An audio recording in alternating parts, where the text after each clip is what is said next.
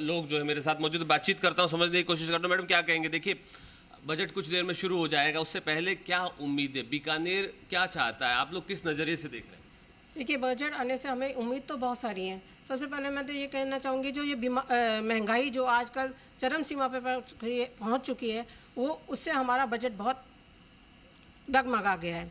दूसरा, स्वास्थ्य के क्षेत्र में भी कहना चाहूँगी कि बहुत सारी ऐसी गंभीर बीमारियां हो गई हैं जो कि हमारे हेल्थ कवर क्षेत्र में नहीं आती है। तो सरकार को ऐसी योजना लानी चाहिए जो कि इनको हेल्थ कवर क्षेत्र में लाया जा सके। और हम ये भी देख सकते हैं कि राजस्थान के बहुत ज़िले ऐसे हैं जहाँ पे महाविद्यालय नहीं है, तो ऐसे ज़िलों में महाविद्यालय को खोलने का ऐलान किया जाना चाहिए।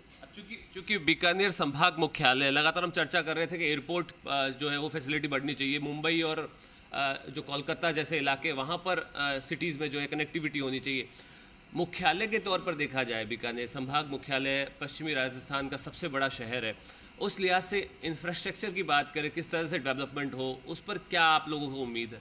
देखिए, डेवलपमेंट की बात है तो एक और मुद्दा जो एयरपोर्ट के जैसा ही बीकानेर में हमेशा छाया जाता है, वो है कोर्ट गेट के रेलवे फाटकों की समस्या। सरकार की पता नहीं मंशा नहीं है या जनता का सहयोग नहीं है। मेरा जनप्रतिनिधियों से दूसरा प्रश्न ये है कि इस समस्या का स्थायी समाधान क्यों नहीं करवाया जा रहा?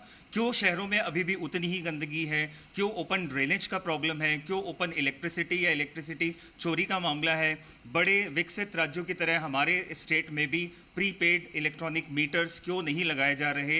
इन सब विषयों के बारे में सरकार को सोचना चाहिए। जहां तक बेरोजगारी का मुद्दा है, ये बात हमें भी ये समझना चाहिए कि जब पॉपुलेशन इतनी बढ़ रही है तो बेरोजगारी की समस्या का समाधान दो बूंद जिंदगी की तरह नहीं हो सकता। लेकिन हाँ, सरकार को ये ज़रूर चाहिए कि जो स्मॉल सेक्टर के एंटरप्राइजेज हैं, उनको डेवलप करने के लिए सरकार को लोन फैसिलिटी को न सिर्फ ईजी बनाना चाहिए, बल्कि उनकी इंटरेस्ट रेट को कम करके और थोड़ा एजुकेशन के माध्यम से उसको लोगों में ये जागरूकता फैलानी चाहिए कि बेरोजगारी की समस्या का समाधान या आत्मनिर्भर विकसित भारत का संकल्प तभी पूरा होगा जब हम अपने पैरों पे खड़े होंगे और सरकार इसमें आपको आत्मनिर्भर बनाने के लिए फाइनेंशियली सपोर्ट करेगी।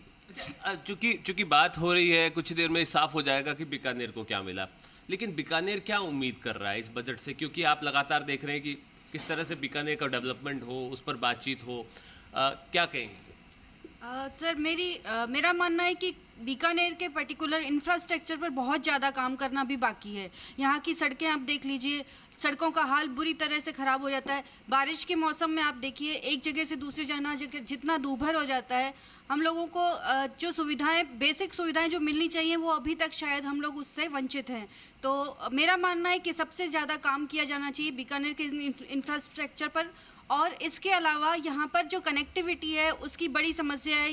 बीकानेर से चाहे जयपुर जाना चाहें, दिल्ली जाना चाहें, जोधपुर जाना चाहें या अहमदाबाद जाना चाहें, यहाँ पर हमें एयर ट्रैवल की कोई सुविधा अभी तक मुहैया नहीं की गई है।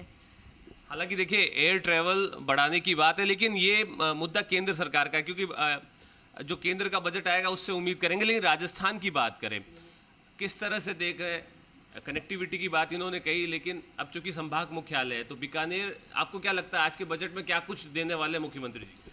सर, मैं मुख्यमंत्री जी से एक उम्मीद करती हूँ कि वो मेडिकल के क्षेत्र में, सर ये जो संभाग है इसमें बहुत सारे एरियाज़ ऐसे कवर कर रहे जा रहे हैं जहाँ बहुत गंभीर बीमारियाँ हैं। सर, बीकानेर पे लोग कैंसर की बीमारी के लिए यहाँ तक आते हैं, पर क्या अभी भी ये संभव है कि इसका इलाज पूरी तरह से हो जाए?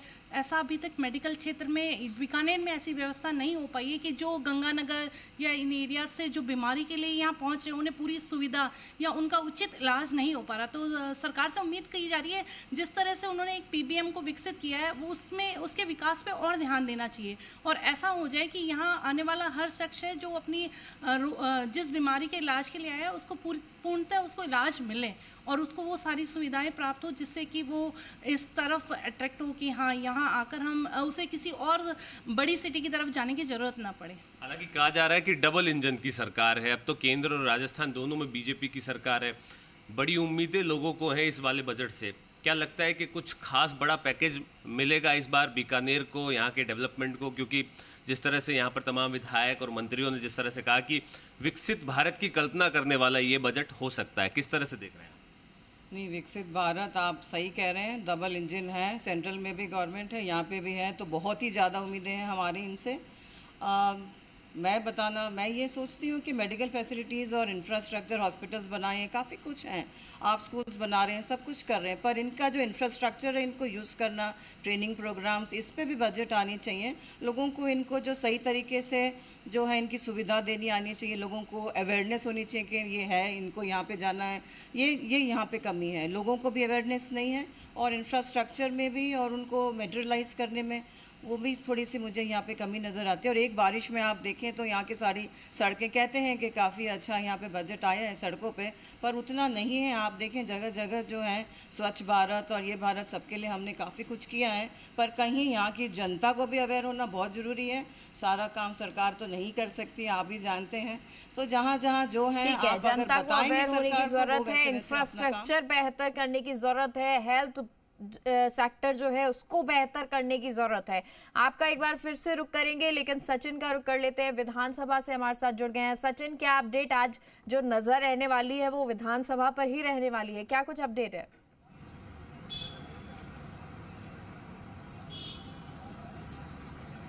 जी देखिए, बिल्कुल इस वक्त मैं विधानसभा मौजूद हूँ और विधानसभा में जो बजट की प्रतियां हैं वो धीरे धीरे लगातार पहुँचनी शुरू हो गई। कड़ी सुरक्षा में जो प्रतियां हैं बजट की वो पहुँची है और धीरे धीरे विधायकों का पहुँचना भी सिलसिला जो है वो शुरू हो गया है। लगातार जो विधायक है वो पहुँच रहे हैं, तो कह सकते हैं कि 11 बजे से जो बजट सत्र है वो शुरू होना है और आज पूर्णकालीन जो बजट है वो जारी होगा। कल जी राजस्थान ने सभी वर्गों के लोगों से बात की थी, चाहे कर्मचारी की बात हो, चाहे व्यापारियों की बात हो या फिर किसी अन्य क्षेत्र की बात हो।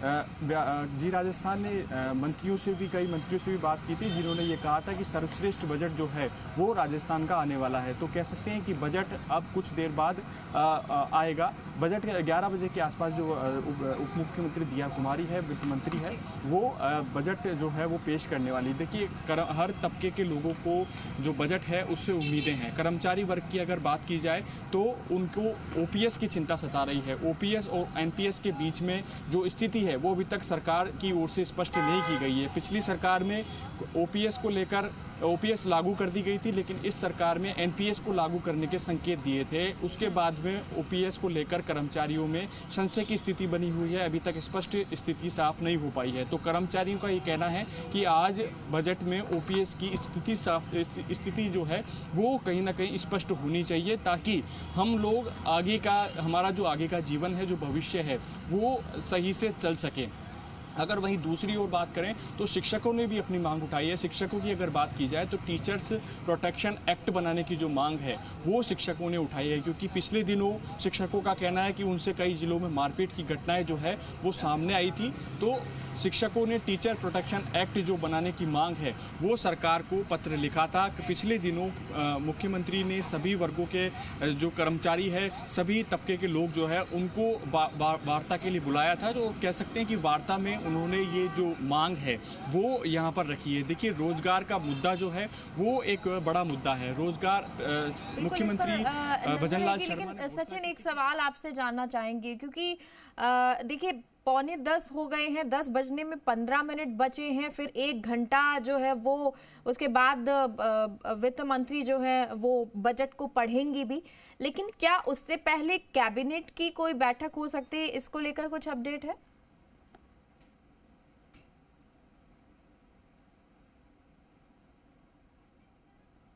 कि जो कैबिनेट की बैठक है उसकी कोई सूचना अब तक